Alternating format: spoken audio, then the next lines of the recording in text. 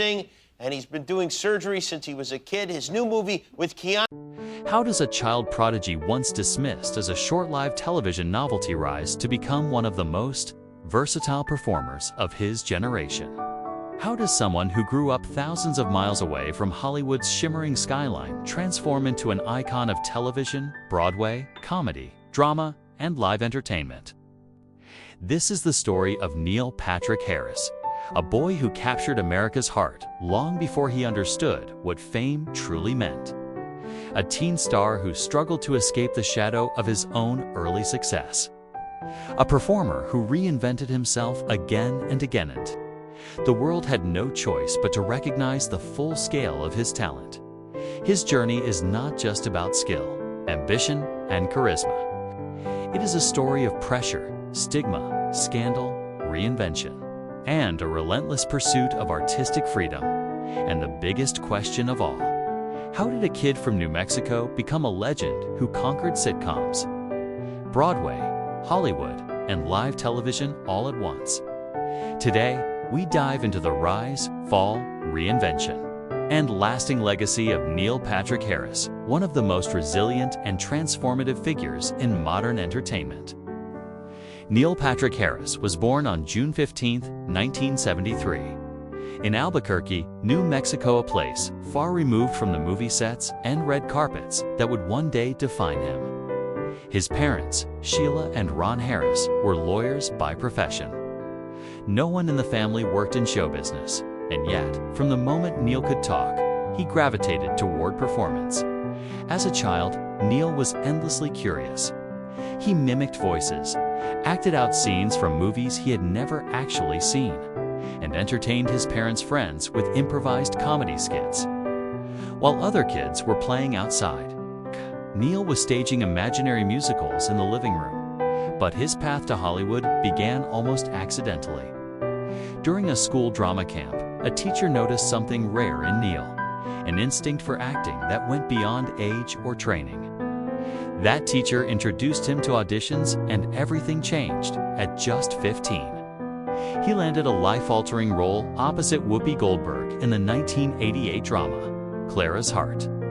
The film itself received mixed reviews, but Neil's performance was undeniable.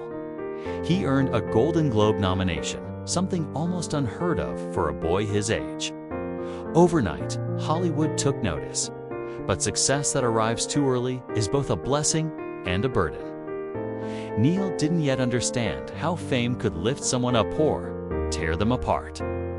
In 1989, Neil Patrick Harris became a household name with the TV series Doogie Howser, MD's show about a teenage genius who becomes a licensed medical doctor. The series exploded in popularity. Overnight, Neil became a national sensation, America's favorite prodigy. But the success came with a heavy price. While the world adored Doogie, Neil struggled privately. Casting directors saw him not as an actor, but as a character. He was Doogie and nothing more. When the show ended in 1993, Neil faced a painful truth. Child stars rarely transition into adult stars. Roles became scarce. His auditions grew colder.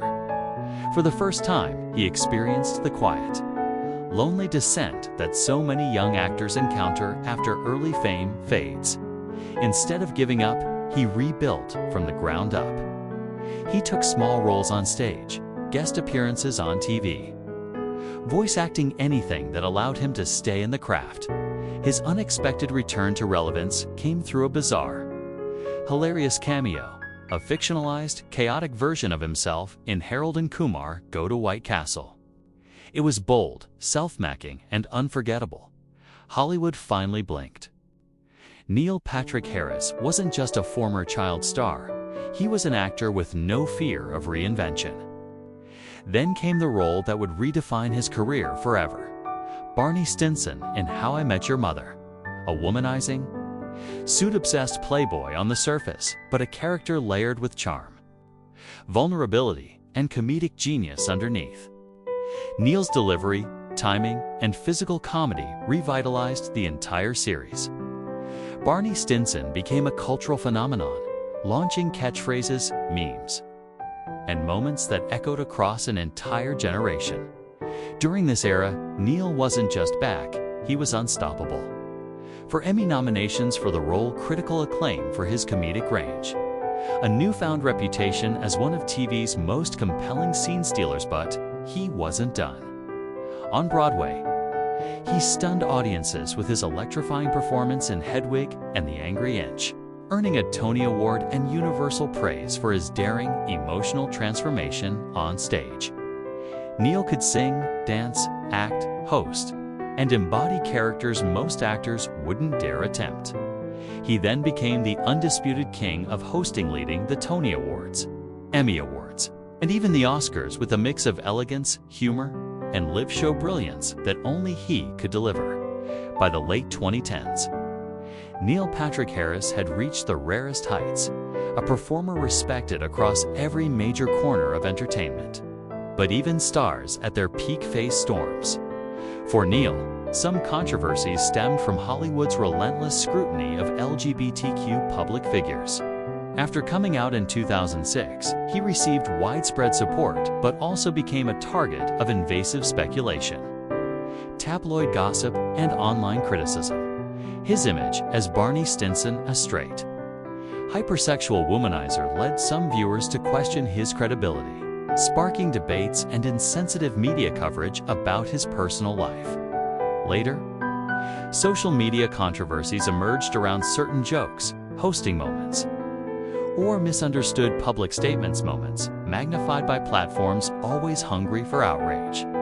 Professionally, Neil also faced the Barney problem. Hollywood struggled to separate him from the character that made him famous again. Several film roles failed to land. Some high-profile projects didn't resonate. Doubts rose. Could he ever escape the shadow of Stinson? For a while, Neil stepped back from the spotlight.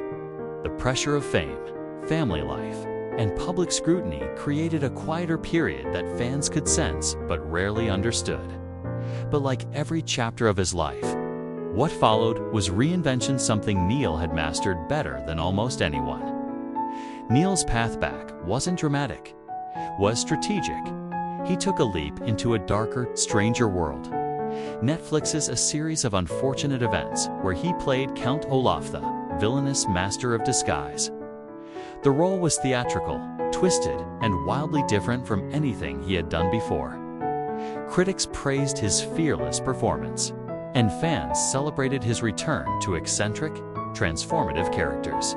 He continued performing on Broadway, proving that his artistic roots were still strong.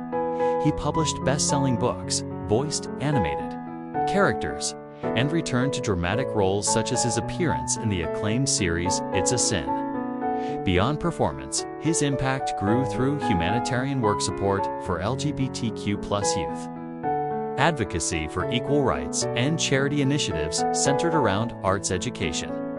Neil had evolved into not just an entertainer, but a cultural figure whose voice carried weight. His comeback wasn't a single explosive moment. It was a mosaic of choices, bold, unconventional, and authentic. And it worked. Today, Neil Patrick Harris stands as one of the rare performers who conquered television, film, theater, comedy, hosting, and live performance with equal force. His legacy is not defined by one role, but by adaptability, by the ability to reshape himself whenever the world tried to put him in a box. From Doogie Howser to Hedwig, from Barney Stinson to Count Olaf, he proved that reinvention is not a weakness, it is a superpower. He is a symbol of authenticity in an industry that often demands the opposite. A champion for young LGBTQ+ artists. A reminder that talent does not fade, evolves. Neil Patrick Harris's journey proves that you don't need to fit Hollywood's mold to become one of its most enduring icons. You just need the courage to rewrite yourself. If you enjoyed this story, don't forget to like, share, and subscribe for more cinematic deep dives into the legends who shaped Hollywood.